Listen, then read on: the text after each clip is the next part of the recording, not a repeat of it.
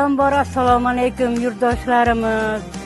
Prezidentimizga mingdan ming rahmat. Mana shunchalik elimizni, xalqimizni holidan xabar olinglar deb buyurgan buyruqlari bilan mana bugun Toshkent viloyatini SES boshliqlari kelib, mahalla raislari, hokimliklardan kelib, mana holimdan xabar olib, uyimizda birinchi kun mana ro'za Ramazon kunlarida ro'zaga iftorliklar qilib berishyapti.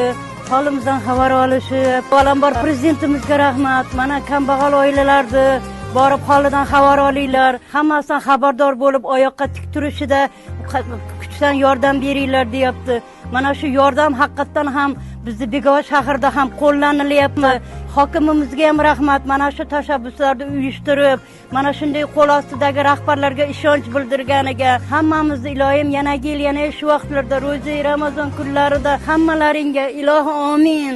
Xayr baraka, davlatimiz ziyoda, keng kel ketmaz davlatini bersin. Kambag'allarni, yetimlarni, kasal yotganlarni, nogironlarni holidan xabar olgin deb ishonch buyurganlarni, ishonchini oqlaganlariga hammasiga rahmat. Prezidentimiz hamcha sog' bo'lsin, yurtimiz tinch bo'lsin, omon bo'lsin.